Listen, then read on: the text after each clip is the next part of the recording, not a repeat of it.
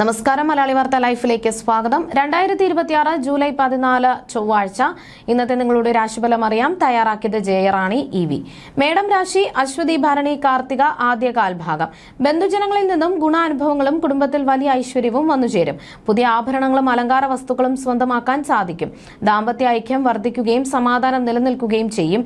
ഇടവം രാശി കാർത്തിക അവസാന മുക്കാൽ ഭാഗം, രോഹിണി മകയിരം ആദ്യ പകുതി ഭാഗം. വിദേശവാസത്തിനും അവിടെ ജോലി ലഭിക്കുവാനും യോഗം കാണുന്നു. ഏറ്റെടുക്കുന്ന കാര്യങ്ങളിൽ തടസ്സങ്ങളും മാനസികമായി ചില വെല്ലുവിളികളും നേരിടേണ്ടി വരുമെങ്കിലും ഇച്ഛാശക്തിയോടെ അതിനെയെല്ലാം അതിജീവിക്കുവാൻ എളുപ്പത്തിൽ സാധിക്കും. മിഥുനം രാശി മകയിരം അവസാന പകുതി ഭാഗം, തിരുവാതിര പുണർദം ആദ്യ മുക്കാൽ ഭാഗം.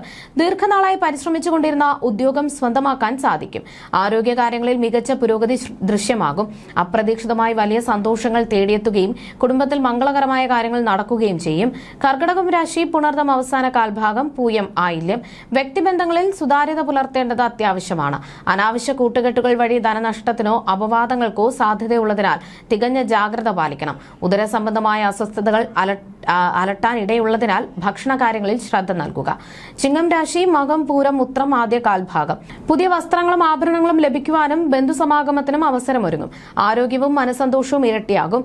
കുജന്റെ അനുകൂല പ്രഭാവം വഴി ഭൂമി സംബന്ധമായ ഇടപാടുകളിലും തൊഴിൽ രംഗത്തും മികച്ച വിജയങ്ങൾ സ്വന്തമാക്കാം. കന്യരാശി ഉത്രം അവസാന മുക്കാൽ ഭാഗം, അത്തം ചിത്തിര ആദ്യ പകുതി ഭാഗം. അസുഖങ്ങളിൽ നിന്ന് മുക്തി നേടി ആരോഗ്യം പൂർണ്ണമായും പുനഃസ്ഥാപിക്കാൻ സാധിക്കും.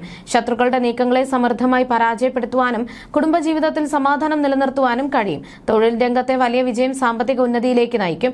തുലാം രാശി ചിത്തിര അവസാന പകുതി ഭാഗം, ചോതി വിശാഖം ആദ്യ മുക്കാൽ ഭാഗം. കാർഷിക രംഗത്ത് നഷ്ടങ്ങൾ സംഭവിക്കാൻ സാധ്യതയുള്ളതിനാൽ പുതിയ നിക്ഷേപങ്ങൾ ഒഴിവാക്കുക.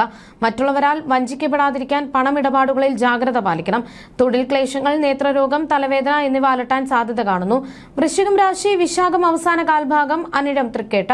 ഔദ്യോഗിക രംഗത്ത് ചില തടസ്സങ്ങളോ പ്രയാസങ്ങളോ നേരിടേണ്ടി വരും. വിവാഹ കാര്യങ്ങളിൽ അപ്രതീക്ഷിത കാലതാമസം നേരിടാൻ സാധ്യതയുണ്ട്.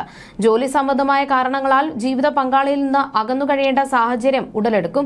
ധനുരാശി മൂലം പൂരാടം ഉത്രാടം ആദ്യ കാൽഭാഗം.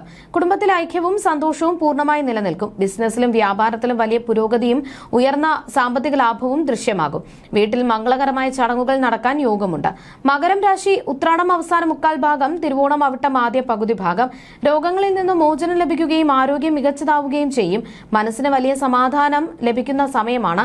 സർവകാര്യ വിജയം നേടാനും അപ്രതീക്ഷിതമായ അവാർഡുകളും സമ്മാനങ്ങളും സ്വന്തമാക്കാനും സാധിക്കും. കുംഭം രാശി അവിട്ടം അവസാന പകുതി ഭാഗം, ചതയം പൂരുരുട്ടാതി ആദ്യ മുക്കാൽ ഭാഗം. തൊഴിൽപരമായ വലിയ പ്രയാസങ്ങൾ നേരിടാൻ സാധ്യതയുണ്ട്. വിവാഹ കാര്യങ്ങളിൽ ചെറിയ കാലതാമസമോ തടസ്സങ്ങളോ അനുഭവപ്പെടാം.